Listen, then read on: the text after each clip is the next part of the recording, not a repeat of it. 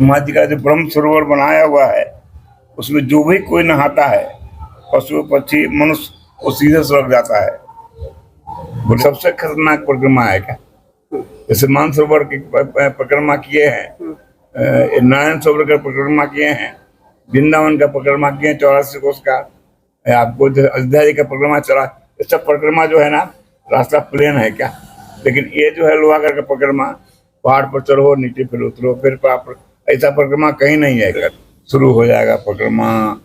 आप पहले जाएंगे करोड़ी, करोड़ी में रुकेंगे रात भर, फिर सवेरे वहाँ से प्रसाद पा करके और राम जी के नाल कर फिर जाएंगे साकमड़ी, नागकुंड, और वहाँ से फिर जो है नागकुंड में रात भर रुकेंगे, और नागकुंड में रुक करके रात भर फिर वहाँ से चलेंगे सवेरे पाल भोग करके खाकिए खारा सोवती, वहाँ रुकेंगे रात में क्या 11 के दिन रात में। फिर वहाँ से रात में रुक करके आ जाएंगे रघुनाथगढ़। रघुनाथगढ़ जो है भंडारा होता है रात में, फिर रघुनाथगढ़ रुकेंगे, और रघुनाथगढ़ रुक करके प्रसाद सर पा करके अब फिर डोली यहाँ जो है ना 4-5 बजे के करीब में आ जाएंगे। और पहले रास्ता जो था वो पहले इसी तरह से था रास्ता, उबड़ खाबड़ था, ऐसे माने साधु और पब्लिक को इसी तरह चलते थे।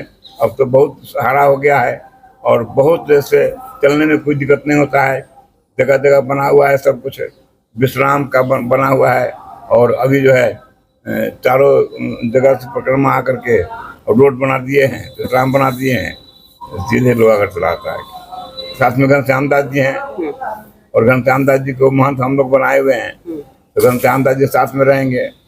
और पहले जो है महाराज जी के, अब हमने इनके साथ परिक्रमा किए हैं, बाबा विश्वनाथ जी के साथ में 9 परिक्रमा किए हैं, और हमारा तबियत ठीक नहीं रहता है तो दिनेश दास जी के साथ परिक्रमा हम छोड़ दिए हैं।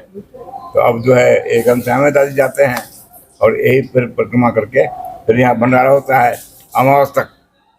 अमावस तक भंडारा होता है। अब फिर अमावस का भंडारा जैसे पूर्ण हो जाता है, फिर संत महात्मा को विदाई दिया जाता है, और विदाई देने के बाद में फिर जैसे अपना प्रस्थान करते हैं महात्मा, जहाँ से आए हुए हैं वहाँ चले जाते हैं। सबसे खतरनाक परिक्रमा है क्या? जैसे मानसरोवर की परिक्रमा किए हैं, नारायण सरोवर का परिक्रमा किए हैं, वृंदावन का परिक्रमा किए 84 कोस का, आपको अयोध्या जी का परिक्रमा चला। ये सब परिक्रमा जो है ना, रास्ता प्लेन है क्या? लेकिन ये जो है लोहागढ़ का परिक्रमा, पहाड़ पर चढ़ो, नीचे फिर उतरो, फिर ऐसा परिक्रमा कहीं नहीं है क्या? ये तो सब आज का नहीं है। लोहागढ़ धाम लोहागढ़ बोलते हैं। ये पांडवा का जो है अस्त्र, पांडवा का बेर ही गड़ा है, अस्त्र नहीं गला है क्या? ये तो त्रेता में सतयुग में ब्रह्मा जी ब्रह्म सरोवर है, इसका इस सरोवर का परिक्रमा होता है। ब्रह्मा जी का सरोवर ब्रह्म सरोवर है क्या? लोहागढ़ तो द्वापर में नाम पड़ा है। 5 पांडवा का जो अस्त्र बेर ही गला है क्या? और अस्त्र तो गला है 5 पांडवा का। जब 5 पांडवा जब स्वर्ग जा रहे थे, बीच में 4 भाई का जैसे शरीर छूट गया है, आज जो बड़ा भाई वो स्वर्ग चले गए हैं, उनका अस्त्र भी उसी रास्ते में पड़ा हुआ है। आज भी बड़ा बड़ा भाटा का शरीर हो गया है क्या? ये चमोली जिला में है ये 5 पांडवा का। अभी जो है ये ब्रह्म सरोवर ब्रह्मा जी का सतयुग में जग कराए थे, ब्रह्म सरोवर हो गया ये। और फिर जैसे पद्म पुराण में लिखा है कि मलेच्छों के नगरी में, मलेच्छों के नगरी के बीच में तीर्थ माना हुआ तीर्थ है, सबसे बड़ा तीर्थ है। और फिर बाद में जो है जब यहाँ पर स्नान कर रहे थे सरोवर में, ब्रह्म सरोवर में, तो जो भी स्नान करता था वो सीधे स्वर्ग जाता था, तो सीधे स्वर्ग जाता था। तो जमराज जाकर बोला धर्मराज से कि महाराज ये राम जी के नाम लेकर के ये नरक खाली पड़ा हुआ है। बोले कैसे खाली पड़ा हुआ है? बोले दे कि ब्रह्मा जी का जो ब्रह्म सरोवर बनाया हुआ है उसमें जो भी कोई नहाता है, पशु पक्षी मनुष्य, वो सीधे स्वर्ग जाता है। बोले अच्छा बात है? बोले हाँ। तो बोले कि उसको ढक दिया जाए, इस सरोवर को ढक दिया जाए। तो हेमगिरी पर्वत था, उसका 2 लड़का था, मालू और केतु। तो पहले मालू को भेजा इसको सरोवर को ढकने के लिए, तो सरोवर को ढकते ढकते चला गया पाताल में, नहीं ढक पाया। फिर कितना युग तक ये सरोवर खुला रहा।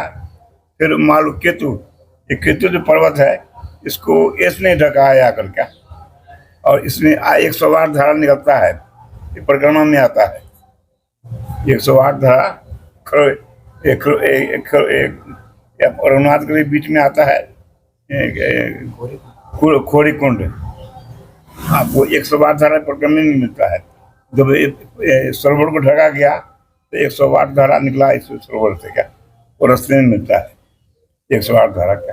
उनको मैसेज यही है कि वो शांति से परिक्रमा करें, सब व्यवस्था हो रहा है, और परिक्रमा में कोई उधमबाजी नहीं करे, सब ठीक से भगवान का परिक्रमा। ये तो लोहारगल में 24 कोशीय परिक्रमा कल जी की पालकी के साथ काफी संख्या में साधु संत सूर्य कुंड से स्नान करके 24 कोशीय परिक्रमा के लिए हमने ग्राम पंचायत की तरफ से जो भी हर वर्ष की भांति जो सुविधाएं होती है, वो चाहे लाइटिंग की व्यवस्था हो, चाहे बैरिकेटिंग की व्यवस्था हो, चाहे पानी की व्यवस्था हो, चाहे बिजली की व्यवस्था हो, पुलिस की व्यवस्था हो, और तमाम प्रशासनिक अधिकारियों की मौजूदगी में व्यवस्थाओं का जायजा लिया जा रहा है। और आने वाले श्रद्धालुओं के लिए हर संभव हम ये प्रयास कर रहे हैं कि उनको अच्छी से अच्छी सुविधा मिले, उनकी सुरक्षा बढ़े। और लोहारगल ये सबका है, लोहारगल के लिए आप सब मिलकर इसका सहयोग करें और मेले को एक सुचारू रूप से सफल करने का प्रयास करें। बारिश के समय में जो रोडें खराब हो गई थी, उनको लेकर क्या व्यवस्था की? ग्राम पंचायत ने पीडब्ल्यूडी को लिख के दिया है कि जो भी लोहारगल से लेकर के गोल्याना तक जो रोड टूटी हुई है डामर की, उसका पेचवर्क किया जाए। और पेचवर्क का काम प्रगति पे है, आज आधी रोड का हो गया, कल तक ये आराम से संपन्न हो जाएगा, जिससे श्रद्धालुओं को आने जाने में, पैदल चलने में कोई समस्या ना हो। वाहनों के लिए क्या व्यवस्था की गई है? बैरिकेडिंग कहाँ तक की गई? वाहन गोल्याना स्टैंड पे जैसे ही भीड़ बढ़ेगी तो वाहनों को वहीं रोक दिया जाएगा, वहां से पैदल श्रद्धालु चल करके रनिंग में रहेंगे, जिससे कुंड पर एक साथ भीड़ ना हो। इसके लिए वाहनों को वहीं पे बैन किया गया है, और वहां से लोग पैदल आकर के कुंड में स्नान करके अपने घरों की तरफ वापस प्रस्थान करेंगे। गाड़ियों की पार्किंग के लिए क्या व्यवस्था? गाड़ियों की पार्किंग के लिए नवलगढ़ रोड पे काफी बड़ा एक खेत टाइप में है, उसमें नवलगढ़ साइड में जाने वाली गाड़ियों की पार्किंग की सुविधा वहां रहेगी, और उदयपुरवाटी रोड पर झुंझुनू की साइड जाने वाले श्रद्धालुओं के लिए वहां रहेगी, और सिक्कर की तरफ जाने वाले सिक्कर रोड पे पार्किंग की सुविधा रहेगी।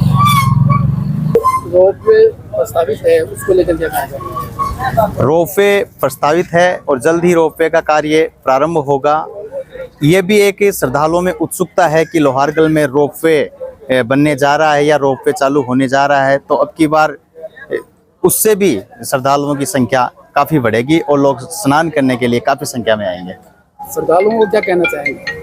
श्रद्धालुओं से कहना चाहूँगा कि विशेषतः कुंड परिसर में साफ सफाई का आप विशेष ख्याल रखें, और कीमती जेवरात पहन कर ना आवे, क्योंकि बहुत अत्यधिक संख्या में भीड़ होने के कारण चोरी होने का ज़्यादा डर होता है, चेन स्क्रैनिंग होने का ज़्यादा डर होता है। हालांकि हमने सीसीटीवी कैमरे लगा रखे हैं, पुलिस पूरी मुस्तैद रहेगी, हमने हर जगह बैनर लगा रखे हैं, फिर भी कोई भी तरह की चूक ना हो, इसके लिए पुलिस चप्पे चप्पे पर तैनात रहेगी।